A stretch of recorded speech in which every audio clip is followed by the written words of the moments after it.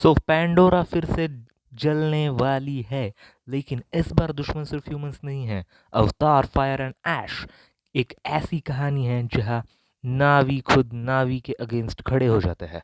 तो चलो समझते हैं फायर एंड ऐश में असल में क्या हुआ। बात करें इस मूवी के सेटिंग एंड बैकग्राउंड के बारे में, तो स्टोरी कंटिन्यू होती है अवतार द वे ऑफ वाटर के बाद। सली फैमिली अभी भी अपने बेटे नीतियाम की डेथ के ट्रॉमा से बाहर नहीं आई है। जेक सली अब सिर्फ वॉरियर नहीं बल्कि एक ब्रोकन फादर हो चुका है, और पेंडोरा अब और ज़्यादा डेंजरस हो चुकी है। बात करें एंट्री ऑफ ऐश पीपल, मतलब कि नया दुश्मन जो है उसके बारे में, तो इस मूवी का सबसे बड़ा ट्विस्ट है ऐश पीपल, एक एग्रेसिव नावी का ट्राइब जो वोल्केनिक एरिया में रहता है। इनके लीडर का नाम है वरांग। ये लोग एवा में बिलीव नहीं करते।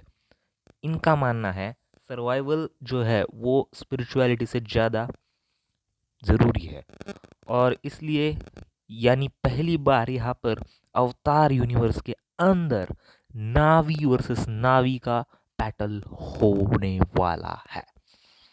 इसी के साथ यहाँ पे अगर हम बात करें यहाँ पे सली फैमिली का इमोशनल एंगल की, तो जेक और नयतिरी का जो ग्रीफ है उनके डिसीजंस को यहाँ पे अफेक्ट करता है। नयतिरी और ज़्यादा यहाँ पे वॉयलेंट हो चुकी है। जेक सिर्फ एक चीज़ चाहता है, अपने बच्चों को सेफ रखना, और लोग खुद को यहाँ पे प्रूफ करना चाहता है। इसी के साथ कीरी कीरी के पास यहाँ पे मिस्टीरियस स्पिरिचुअल पावर्स है। स्पाइडर अब भी फेमस और नावी के बीच फंसा हुआ है। ह्यूमंस और नावी जो है उनके बीच यहाँ पे स्पाइडर जो है अभी भी यहाँ पे फंसा हुआ है। अगर हम बात करें यहाँ पे ह्यूमंस एंड क्वारिच के रिटर्न के बारे में, तो आरडीए वापस आती है और साथ में वो भी वापस आता है, कर्नल क्वारिच जो अब नावी बॉडी में है। इसी के साथ इस बार क्वारिच सिर्फ जेक का दुश्मन नहीं है, बल्कि ऐश पीपल के साथ एक अनईजी अलायंस वो खुद यहाँ पे बनाता है। यानी कॉन्फ्लिक्ट जो होता है वो पूरी की पूरी 3 साइडेड वॉर है। सली फैमिली वर्सेस ऐश पीपल वर्सेस ह्यूमंस, यानी कि आरडीए। इसी के साथ मेजर कॉन्फ्लिक्ट्स के और कुछ लड़ाइयाँ जो है उनके बारे में अगर बात करें, तो यहाँ पे ऐश पीपल पेंडोरा के मल्टीपल क्लैंस पर अटैक करते हैं। वोल्केनिक रीजन्स में मैसिव बैटल्स होती है। फायर, ऐश, फ्लाइंग क्रिएचर्स और ब्रूटल कॉम्बैट। एक पॉइंट पर नई तिरी कैप्चर हो जाती है और जेक को इम्पॉसिबल रेस्क्यू मिशन पर यहाँ पे जाना पड़ता है। इसी के साथ कीरी का स्पिरिचुअल जर्नी जो है वो यहाँ पे है। मूवी का सबसे इम्पोर्टेंट इमोशनल आर्क है कीरी का।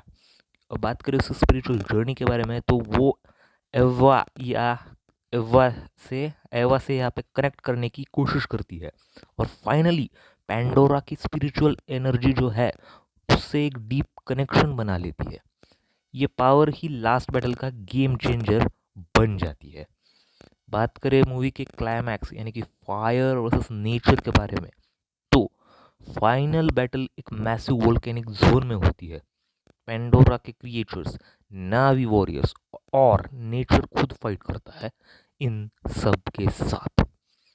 ऐश पीपल डिफीट होते हैं, वारंग का एंड होता है, आरडीए का फ्लैगशिप डिस्ट्रॉय होता है, क्वारिच फैमिली फॉल हो जाती है, लेकिन डेथ एम्बिग्यूअस है। बात करें इसके एंडिंग और मीनिंग के बारे में, तो बैटल जीतने के बाद भी मूवी यहाँ पे सेलिब्रेट नहीं करती, क्योंकि लॉस अब भी रियल है। सली फैमिली समझ जाती है पैंडोरा सिर्फ एक प्लैनेट नहीं, एक लिविंग का सिस्टम है, और बैलेंस ही सबसे बड़ी पावर है। सो मूवी एंड होती है एक होप के साथ, लेकिन वार्निंग भी साथ में देती है कि वॉर खत्म नहीं हुई है, war has not been ended. So बात करें अगर मूवी के थीम्स के बारे में एक शॉर्ट के अंदर अगर एक्सप्लेन करना हो, तो यहाँ पे ग्रीफ और हीलिंग जो थीम थी वो दिखाई गई थी। नेचर वर्सेस डिस्ट्रक्शन जो थी ये वाली थीम भी यहाँ पे मूवी ने दिखाई थी। इसी के साथ इंटरनल कॉन्फ्लिक्ट अमॉन्ग नावीज़ के अंदर जो बीच में जो दरारें पड़ रही थी वो भी हमें देखने को मिला, और स्पिरिचुअलिटी और सर्वाइवल का जो माइंडसेट है उसके बारे में भी यहाँ पे मूवी के अंदर हमें देखने को मिला था। इसी के साथ यहाँ पर अवतार फायर एंड ऐश सिर्फ यहाँ पे विजुअल्स का शो नहीं है, ये एक इमोशनल और मॉरल बैटल है जहाँ दुश्मन बाहर भी है और अंदर भी है।